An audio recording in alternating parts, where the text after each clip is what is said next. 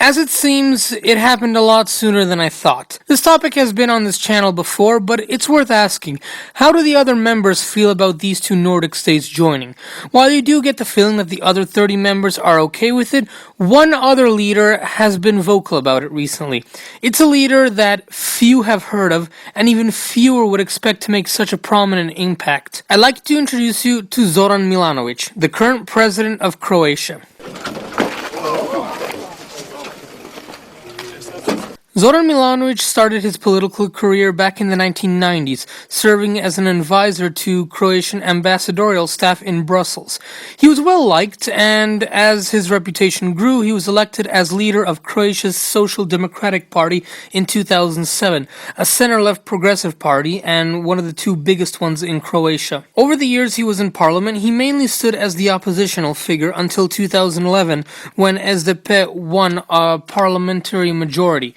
He was the prime minister from 2011 to 2015 and oversaw Croatia's ascension to the European Union, changes to Croatia's tax code, and multiple fiscalization programs. During the parliamentary elections in 2015, his party lost to the then opposition HDZ, called the Hrvatska Demokratska Zajednica, in literal translation that would be the Croatian Democratic Party, a center-right party, when it entered into a coalition with another centrist party.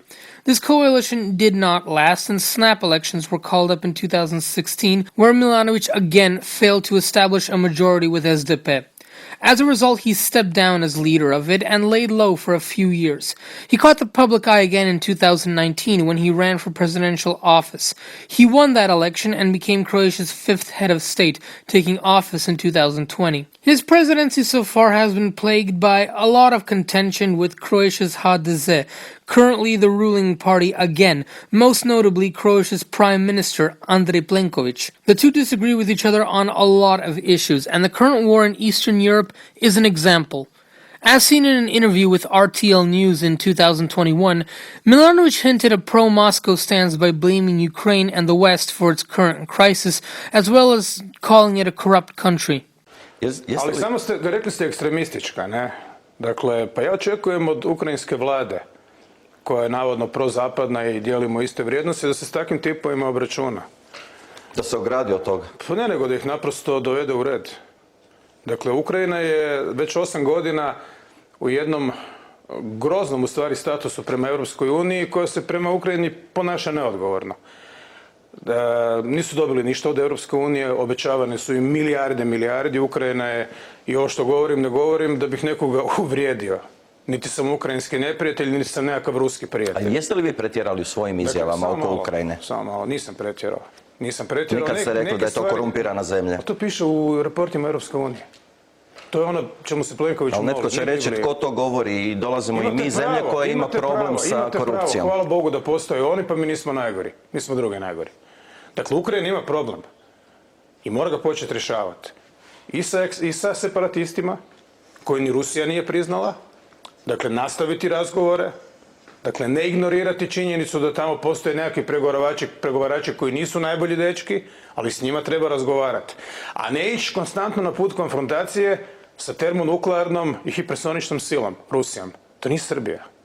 I kogod ih na to potiče je opasan šarlatan. A takvih danas u Europi ima dosta. Although Milanović condemned the invasion, he has not been as antagonistic towards Russia and has not been as vocal on how the West's response should be. The ascension of Sweden and Finland into NATO is an example. On a lot of occasions, he firmly opposed the ascension in public. And the Croatian president recently announced that he would veto their accession if he could. Ja ću, kao predsjednik države koji predstavlja Hrvatsku na samitu NATO-a, to je ono što ja mogu. Ja ću staviti veto na pozivnicu. Dobro, Milanoviću, da vidimo je li ćeš uspjeti u svom vetu nad Švedskom i Finskom. Braćo Srbi i sestre Srpkinje, uskoro ćemo osvojiti vlast. Živela velika Srbija!